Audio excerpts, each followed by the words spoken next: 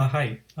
This is assign number one for the class data 620 web analytics. Uh, our team consists of myself, Dilip, and my partner Regu. For the assignment number one, the basic task is to list out the basic web analytics piece of the homework. For that, we have to create a Jupyter notebook, and then we have to load the graph of our selection, graph data of our selection, and then do a basic analysis, and then do a visualization on the data. So that's our homework is all about. So with that being said, so we have created this.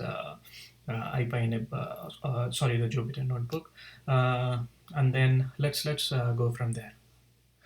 Okay, this is the first step of our homework.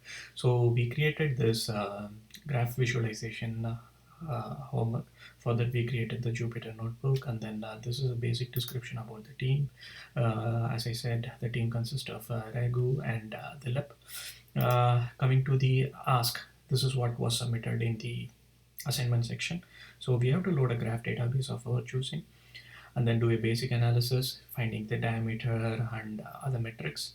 Do a visualization of the graph using Neo4j or Gephi, and then do a short video presentation.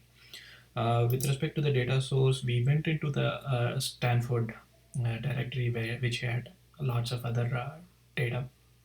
And one of the data that which we were a little bit interested was the Facebook data, because it has the comparatively a lesser number of edges compared to the edges and nodes compared to the rest of the other data sets. So with that, we went with that data source.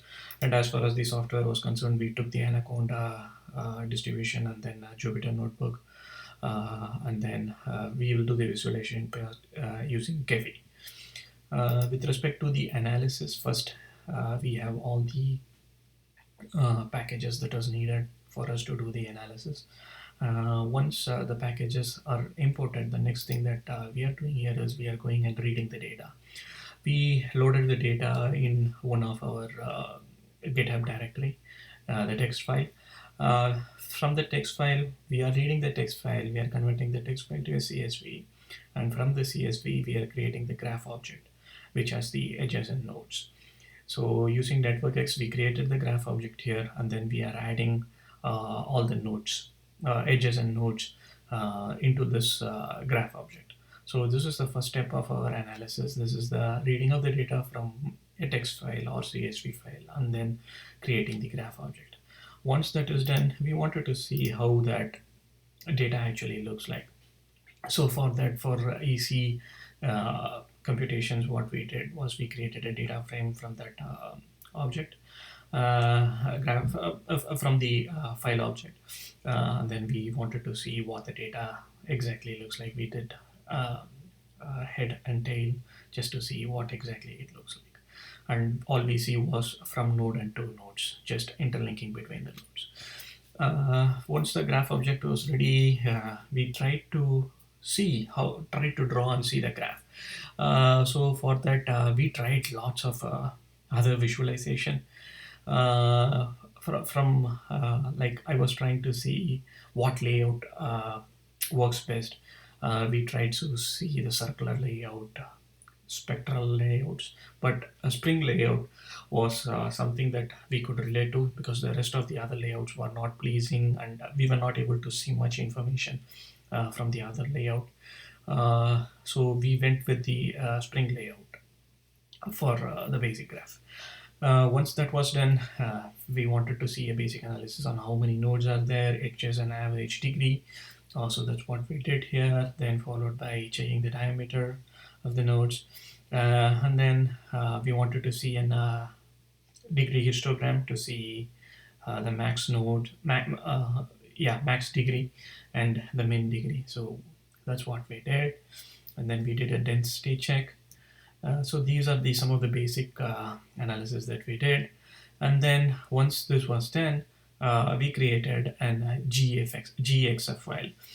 This is the output file of the graph, which is easily readable by Gephi. Gephi is another software, so we went and downloaded that software, And then let me go to Gephi. So currently, if you see the nodes and edges, from the nodes and edges, the file is already loaded.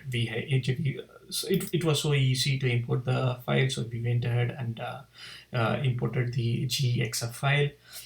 Once it was imported, then we can do a preview and see how the data set, how the graph looks like. So we just try to play around with the with the graph database.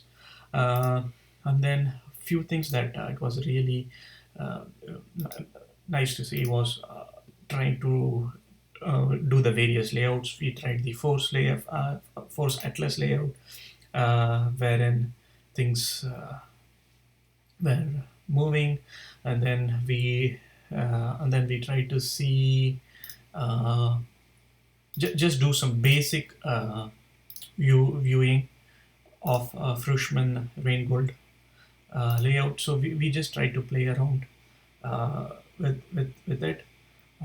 So as part of our first assignment, that's where we that's what we pretty much did. So so this is a brief video, and hope this helps. Thank you.